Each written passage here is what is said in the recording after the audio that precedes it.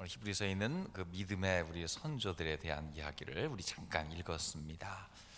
믿음의 조상들이라고 하는 그 우리 믿음의 선조들의 이야기를 읽게 되면 그들의 공통점이 뭐냐면 현실 가운데 머물거나 거기에 잡혀 있는 것이 아니라 늘 미래를 바라보는 안목이 열려 있었다는 것을 우리는 확인하게 됩니다.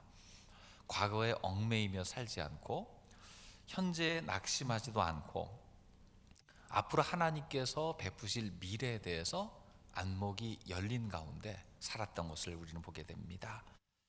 그래서 우리는 지금의 어려움을 이길 수 있는 힘은 앞으로 하나님께서 하실 일에 대한 기대다, 그렇게도 생각할 수 있는 것 같아요. 지난주에는 아브라함의 그 믿음의 어떤 절정에 이른 모습들 우리 함께 살펴보았는데, 오늘은 그 아들 이삭의 이야기를 잠깐 나누어 보고자 합니다. 이삭도 문제 많은 세상을 산 건 똑같습니다. 우리와 동일하죠. 근데 그 문제에 대해서 어떻게 대처하고 살았습니까? 이삭은 그 문제에 대해서 항상 기도하고 살고 있었던 걸 볼 수 있어요.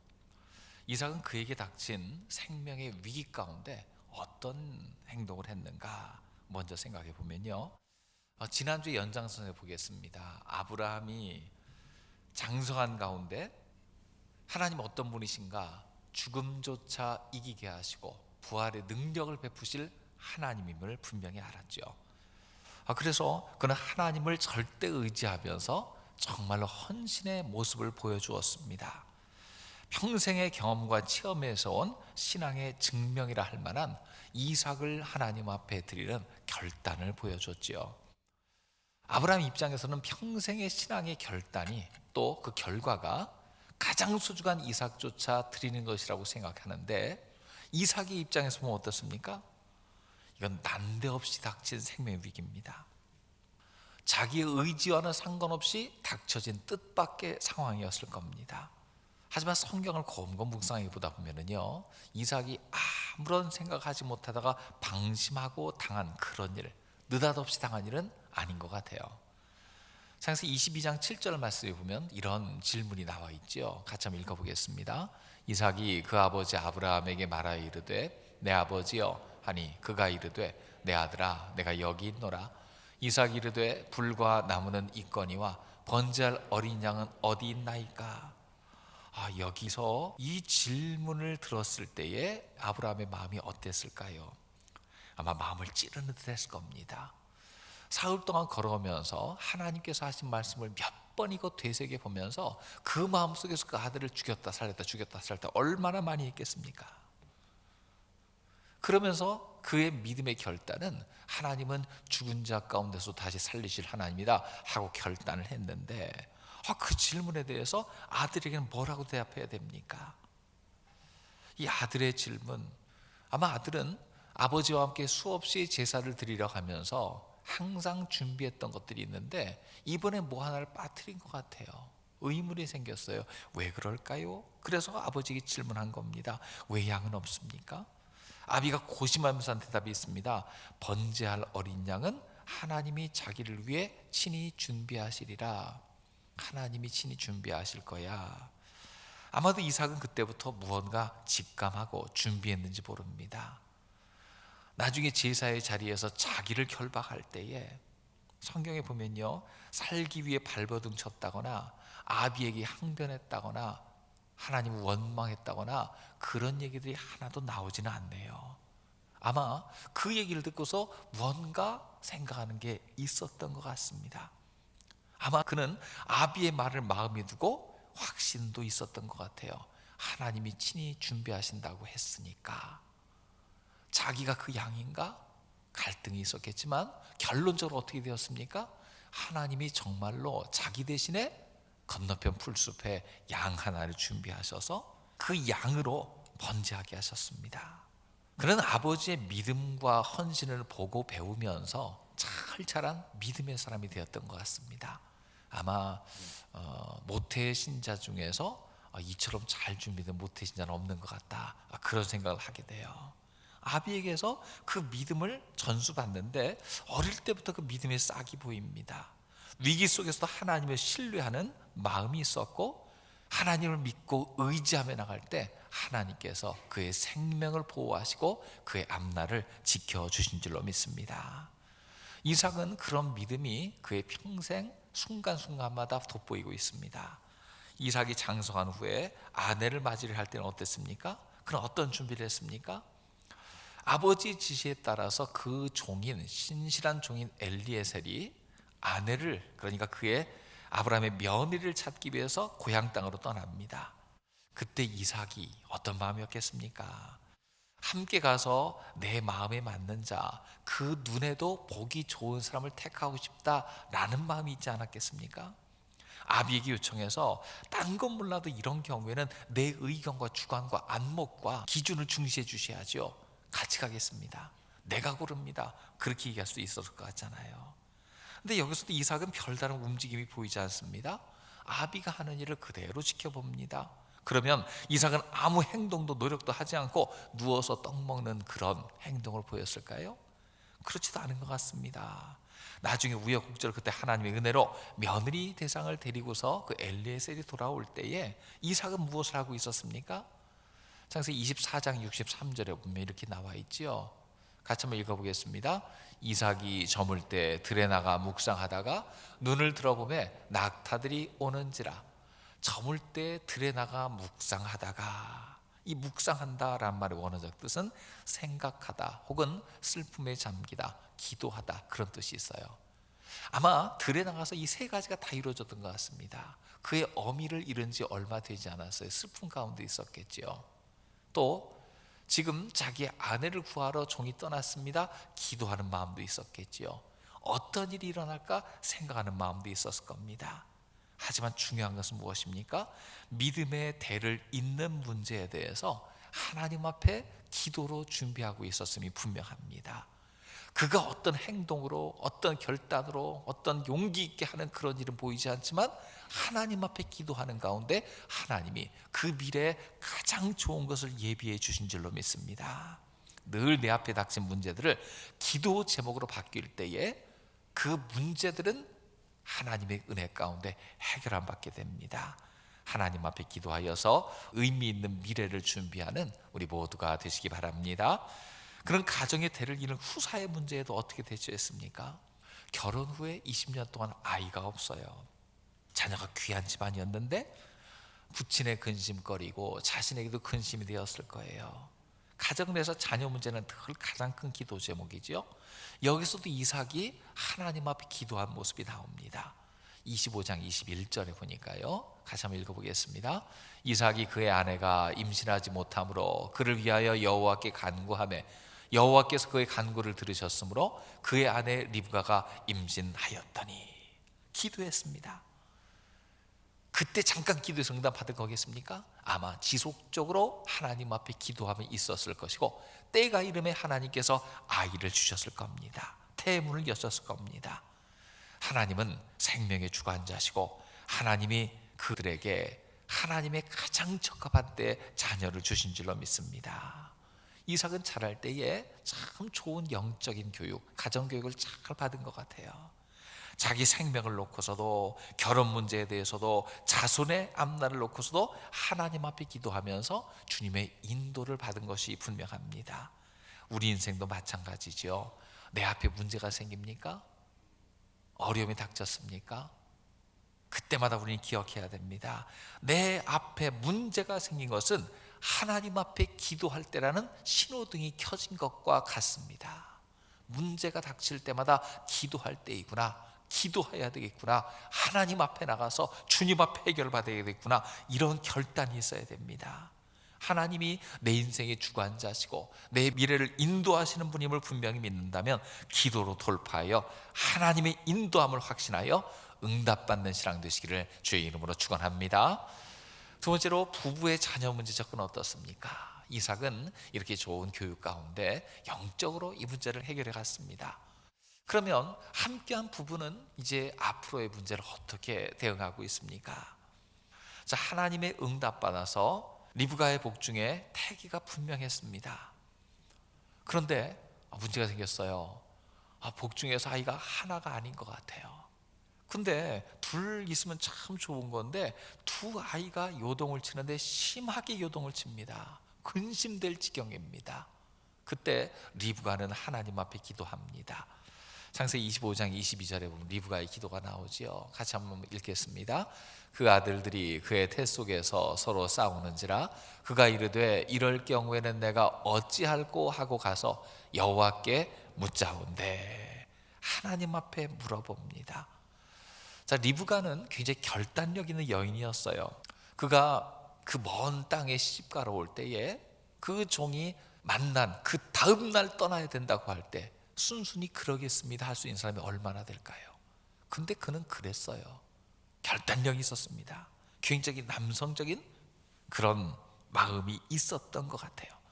근데 그녀는 처음부터 하나님을 신실하게 신뢰하는 여인 같지는 않습니다. 하나님의 이름도 알고 그분의 이름도 들었지만 하나님을 절대로 신뢰하는 그런 훈련은 받지 못했던 것 같아요. 왜냐하면 그녀가 먼 길을 떠나서 처음 이삭을 멀리 봤을 때 이삭은 들에서 묵상하다가 자기에게로 다가왔는데 그때 종에게 뭐라고 물어봤냐면요, 들에서 배회하다가 우리에게로 오는 자가 누굽니까? 하고 물어봅니다. 기도하는 것, 하나님 만나는 장면을 보고 들에서 배회하는 걸로 보고 있어요. 아직 영적인 풍습과 습관, 영성이 갖춰지지 못한 것 같아요.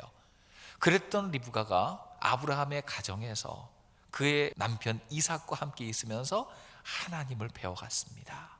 영적 성품이 갖춰져 갔습니다. 하나님을 찾는 사람이 됩니다. 20여 년 동안 아이가 없었던 것이 그 기간 동안 하나님을 찾고 하나님의 섭리를 배우고 하나님 섬기는 집안의 법도를 갖춰가는 그런 기간이 아니었겠는가 생각하게 됩니다. 남편의 기도가 있었고 그 아이를 가진 이후에도 그 아이가 쌍태였는데 복중에서 뛰노는 모습이 심상치 않습니다. 하나님 앞에 기도해요. 그녀의 선택은 기도하는 것이었습니다. 좋은 가풍을 그의 몸에 익히게 된 거죠. 남편이 기도해 줄 수 있는 영역이 있지만 가끔은 그런 경우가 있습니다. 누구의 기도도 소용없고 자기가 스스로 기도해야 될 영역이 있어요. 그녀의 뱃속의 아이들이 뛰놀 때마다, 서로 싸울 때마다, 그 느낌과 마음의 불안이 다가올 때마다 스스로 그것을 껴안고 기도해야 됩니다. 우린 가끔 그런 기도가 있잖아요. 누구와도 나눌 수 없고 스스로 씨름하여 해결해야 되는 그런 기도가 있습니다. 그 기도를 통해서 성장하고 그 기도를 통해서 한 차원 더 그 믿음의 탈피와 성장을 경험하게 될 겁니다. 그녀는 기도의 자리로 나아갔죠. 여기서 명심할 기도의 정의가 하나 있어요. 기도는 최후 수단이 아니라 최초의 방법이 돼야 됩니다. 가끔 우리가 이런 실수를 할 때가 있잖아요. 이것도 저것도 안 되니까 기도나 해야지. 이건 기도를 최후 수단 삼는 겁니다. 하지만 바른 방법은 뭡니까? 기도한 후에 이제 이런 방법 저런 방법 다 해봐야지. 이게 맞습니다. 이도저도 안 되니까 기도해야지는 뭡니까? 목표 없이 산탄총을 쏘는 것 같아요. 아무거나 해보고 그 중에 하나 맞겠지. 요행심리처럼 될 수 있습니다. 그러다 안 되니까 기도하는 순서가 잘못됐죠. 하지만 기도한 후에 하나님의 인도함 받아서 이것도 저것도 열심으로 다 하면은요, 목표가 분명해지고 방향이 정해지기에 그것이 응답받고 성공되는 길이 빨라질 줄로 믿습니다. 불확실한 미래, 혼란한 세상이죠. 자녀들 위해 우선적으로 기도하시길 주의 이름으로 축원합니다. 과거에는 아이들 기르고 조언하는 것이 어렵지가 않았어요. 열심히 공부해라, 노력은 배신치 않는다, 이런 얘기하면 됐어요. 요즘 애들한테 공부만 잘하면 미래가 열린다고 확신할 수 있습니까? 열심히 노력뿐 아니라 노력까지 하는데 안 되는 게 요즘 애들인데 그걸 가르칠 수 있습니까? 중요한 건 뭡니까? 하나님 앞에 기도하면 바뀌는 수밖에 없어요. 그리고 그 아이가 기도하는 사람으로 만드는 수밖에 없지 않습니까? 그 기도의 결과 하나님이 응답하십니다.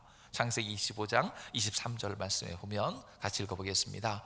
여호와께서 그에게 이르시되 두 국민이 내 태중에 있구나. 두 민족이 내 복중에서부터 나누이리라. 이 족속이 저 족속보다 강하겠고 큰 자가 어린 자를 섬기리라 하셨더라. 하나님의 응답은 큰 비전이었어요. 두 아이를 가졌다라고 생각했는데 하나님은 너는 두 민족을 품고 있다라고 얘기하셔요. 두 두 아이 모두 한 민족을 이룰 만큼 강성해질 거라는 것입니다. 얼마나 뿌듯한 응답입니까? 와, 두 아이가 아니라 두 민족이 태중에서 준비되고 있다는 거예요. 한 가지 주의점 무엇입니까? 한쪽이 더 강할 텐데 큰 자가 어린 자를 섬기리라. 둘째가 더 강해질 거다. 이런 이야기를 해주는 이유는 무엇입니까? 다가올 갈등이 분명한데 그 갈등을 예고해 주는 이유는 무엇입니까? 리브가 보고 기도하며 키워라, 그거 아니겠습니까? 대비하라는 것입니다. 이런 응답을 분명히 받았다면 이제 이삭과 리브가가 해야 될 것은 무엇입니까? 부부가 이 비전을 함께 나누는 거예요. 하나님의 음성, 그분의 뜻이 이러하다 공유하는 거예요. 또 그 뜻이 이루어질 때를 대비해서 갈등을 최소화할 수 있도록 미리 준비하는 거예요. 자녀를 양육하는 데 있어서 함께 뜻을 같이 하여서 보조를 맞춰가는 것이 얼마나 중요한지 모릅니다. 말씀으로 양육하고 하나님의 뜻을 가르치고 기도로 준비케 하며 앞으로 하나님께서 이루실 일을 미리 이야기해 주어서 그것이 자녀 간의 갈등의 문제가 아니라 하나님의 복중에서부터의 섭리라는 걸 깨닫도록 해주는 거죠. 그런데 아쉬운 것은 성경에 이 하나님의 예언을 굳게 붙들고 둘이 합력한 것 같지가 않아요. 그래서 둘이 자랄 때 보면 늘 툭탁거립니다. 형과 동생의 구분 가지고서 명분 가지고 싸우고 실질적인 축복을 가지고서 다투고, 그런데 보면 마지는 하나님의 축복에 관심이 좀 적고 둘째는 거기에 관심이 지대해요. 그런 것을 부부가 다 보지 않았겠습니까? 그럴 때에 정말로 중요한 것은 이 형제들에게 하나님 말씀을 심어줘야 됩니다. 너희가 태어나기 전부터 하나님은 계획이 있었다. 세상에 통용되는 상식은 장남우선이지만 하나님은 뜻을 달리하셨다 알려주고 가정 전체가 하나님 말씀에 순종하도록 해야 돼요. 우리 가정에서도 가정에서 자녀를 양육할 때에 정말 중요한 것은 무엇입니까? 내 마음대로 내 뜻대로 키우는 것이 아니라 하나님의 뜻을 확인하며 양육하는 것입니다. 하나님이 예비하신 그릇으로 키워가는 것입니다. 하나님이 내 손에 잠시 맡겨주신 것을 분명 알고 최선을 다해 보살피는 겁니다. 무엇보다 하나님의 음성 듣는 자녀로 키워야 됨을 믿습니다. 요즘 코로나 시대로 자유롭게 모이지 못하고 집안에 갇혀 있고 집안에서 온라인으로 예배드리고 이런 일들이 종종 있으면서 문득 이전에도 알았지만 깊이 깨달은 게 있어요. 가정이 첫 번째 교회다라는 깨달음입니다. 가정에서 부모를 통해서 하나님 말씀이 가르쳐져야 된다라는 것입니다. 동일한 말씀을 가족이 함께 들었을 때 그 말씀 가지고 깊은 나눔이 있을 때에 말씀 중심으로 가정이 하나가 되고 그런 가족이 모였을 때에 교회가 더 든든해진다는 사실입니다. 명심해야 됩니다. 가정이 제1의 교회입니다. 부모는 하나님을 대신하는 첫 번째 모델입니다. 가정에서 온전한 말씀이 전수되고 가정이 교회로 변할 때에 그런 가정이 모여서 더욱 건강하고 복 있는 교회가 될 줄로 믿습니다. 항상 이 가정에서 모든 문제를 주 앞에 맡겨 말씀 안에 해결되는 체험과 경험이 충만해지기를 주의 이름으로 축원합니다. 그러면서 이 부부와 또 가정은 무엇을 깨달아가게 되냐면 하나님이 미래를 주관하고 계심을 점점 더 깊이 깨닫게 돼요. 이삭의 경우에 홀로 자란 시간이 많을 겁니다. 그러다 보니까 자녀 양육에 있어서 어려움을 겪어요. 외아들로 자랐을 때에 자녀가 많으면 힘들죠. 그때 많지도 않습니다. 딱 둘인데 참 어려움이 있어요. 이 가정에서 좀 문제가 생깁니다. 25장 28절에 보면 그 가정의 문제를 이렇게 묘사하고 있죠. 같이 읽어봅니다. 이삭은 에서가 사냥한 고기를 좋아하므로 그를 사랑하고 리브가는 야곱을 사랑하였더라. 이삭뿐만 아니라 리브가도 함께 가진 문제네요. 두 형제를 표관하도록 편애한 겁니다. 이삭은 장남 에서를 선호합니다. 왜 그렇습니까? 에서가 좀 남자다워요. 사냥에 능숙하고요. 그것으로 별미를 만들어서 아비를 공개해요. 아빠도 참 좋아해요. 아빠는 그런 에서가 참 기특합니다. 더군다나 자기에게는 없는 기질을 가지고 있는 에서를 아꼈던 것 같아요. 당시 사회에서 힘 있는 게 제일이었고 이삭은 주위에 있는 힘 있는 족속들에게 쫓겨서 자기의 땅과 자기의 거처를 몇 번이고 옮겼던 그런 상처가 있는 사람이었어요. 억지로 양보하면서 힘 있는 자들에게 쫓겨다니는 삶에 익숙했었어요. 그런데 에서라면 능히 맞설 수 있을 것 같아요. 용맹하고 힘이 있고 남성답고 자기 없는 게 있어요. 그래서 에서를 귀하게 여겼습니다. 근데 한쪽이 기울면 어머니는 어떻습니까? 다른 쪽을 또 이제 아끼게 되지요. 밖으로 나돌기보다는 집안에 있어서 자기를 돕는 조용한 성격의 둘째를 더 아낍니다.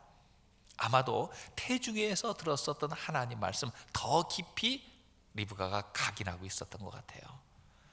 아비는 하나님의 예언을 망각한 듯 에서를 아끼고 에서를 장자로 인정하고 그를 더 좋아합니다. 그래서 리브가는 늘 그걸 보면서 이건 아닌데 싶었지 않았을까 생각합니다. 하나님의 뜻보다 자기의 주관과 생각을 중시하는 남편을 볼 때 리브가는 걱정이 되었겠지요.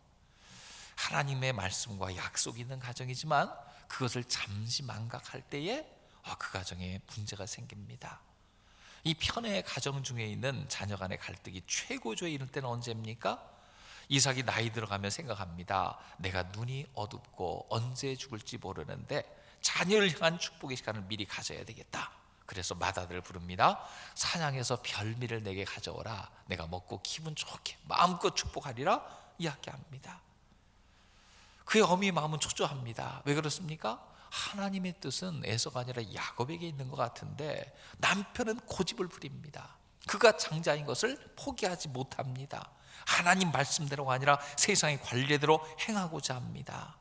나이가 들어서 분별력은 좀 흐려지고 고집만 세지는 경우가 있는데 그런 경우였던 것 같아요. 그 어미는 그것을 그냥 두지 못합니다. 야곱에게 내가 별미를 만들어 줄 테니까 에서의 옷 입고 가서 장자의 축복을 내가 받아야 된다. 결국 그렇게 됐지요.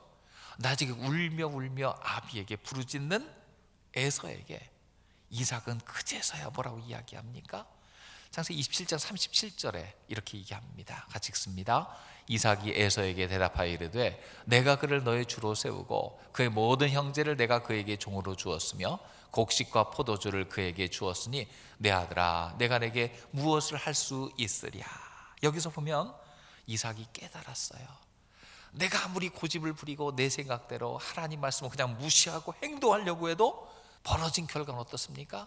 정반대의 결과가 나왔잖아요. 이삭이 눈이 어두워져 갈 때에 그때 깨달은 게 무엇입니까? 내가 하나님 말씀을 아무리 제치어 두려고 해도 하나님은 말씀대로 이루시는구나 하는 것입니다. 하나님 주신 말씀을 절대 신뢰하는 것보다 내 고집을 부리고 세상의 관례대로 하려고 해도 결과적으로 하나님은 그 뜻을 이루시고야 마는구나. 이삭은 육신의 눈이 어두워질 즈음에 비로소 영적인 눈이 띄어진 것 같아요. 아브라함의 믿음의 계승자로 살았는데 말씀을 굳게 신뢰하지 못하고 내 고집과 세상 관리와 흐름 따라서 행동하려고 했구나. 에서에게 이 말을 할 때에 그는 분명히 자각했을 거예요. 하나님의 계획은 변치 못하고 내가 하나님의 뜻이 이루어지는데 장애물이 되었다는 것. 미래는 하나님 손에 달려 있는데 하나님의 손이 아니라 내 뜻대로 그것을 바꾸려고 했다는 것. 그는 인정한 것 같습니다. 그래서 성경은 이때 일을 정리해서 히브리서 기자는 11장 20절에 이렇게 표현하고 있습니다. 같이 읽습니다. 믿음으로 이삭은 장자 있을 일에 대하여 야곱과 에서에게 축복하였으며, 잘 보면요 믿음으로 했다고 했는데 우리 성경 보니까 억지로 가까스로 하고 나중에 인정한 거잖아요. 그럼에도 성경은 믿음으로 했다고 나옵니다. 이삭은 실패를 거친 후에 가까스로 깨닫고 자각합니다.